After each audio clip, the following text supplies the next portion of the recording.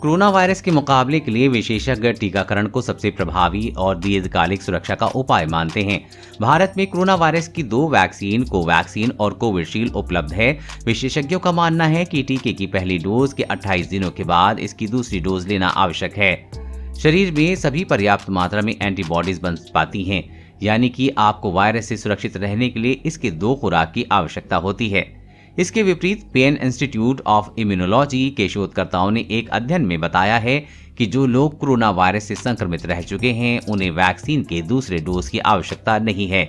ऐसे लोगों के लिए इसकी एक खुराक ही काफी है। आइए इस अध्ययन के मायने समझते हैं।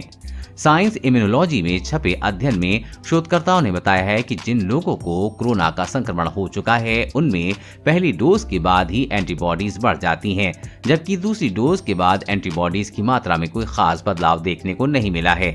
अमेरिका में कई लोगों पर किए गए अध्ययन के आधार पर वैज्ञानिक इस नतीजे पर पहुंचे हैं। इस अध्ययन को समझने के लिए पहले ये जानना जरूरी है कि एंटीबॉडीज आपको किसी वायरस के प्रति कैसी सुरक्षा देती हैं। शरीर में 2 तरह की एंटीबॉडीज होती हैं। पहली टी किलर कोशिकाएं जो कि वायरस को मारती हैं और दूसरी बी कोशिकाएं जो भविष्य में वायरस के दोबारा हमले के समय उसे पहचान कर उसके खिलाफ प्रतिरक्षा प्रणाली को सक्रिय करने का काम करती हैं।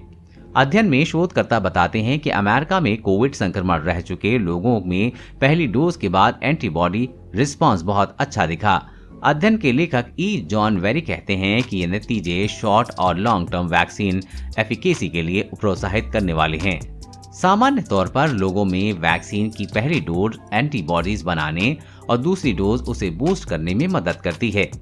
वहीं जिन लोगों को पहले से संक्रमण हो चुका है उनमें वैक्सीन की पहली डोज ही बूस्टर के तौर पर काम करती है। इस अध्ययन के अलावा कई अन्य अध्ययन भी इस दावे को पुख्ता करते हैं कि संक्रमितों के लिए वैक्सीन की केवल एक डोज ही काफी है। ब्लूमबर्ग की एक रिपोर्ट के मुताबिक फ्रांस, स्पेन, इटली और जर्मनी जैसे कुछ देशों ने कोरोना संक्रमित रह चुके लोगों को वैक्सीन की एक ही डोज देने की स्ट्रेटजी बनाई है। इसके अलावा new England journal of medicine में छपी एक अध्ययन कहती है कि जो लोग पहले संक्रमित रह चुके हैं उन्हें वैक्सीन का एक डोज ले लिया है। ऐसे लोगों में शरीर में बनी एंटीबॉडीज उन लोगों से भी ज्यादा होती है जिन्हें इसके 2 डोज दिए गए हैं। कोरोना वैक्सीन और लॉकडाउन से जुड़ी हर खबर सबसे पहले पाने के लिए चैनल को सब्सक्राइब करें और अपने दोस्तों के साथ शेयर करना न भूलें।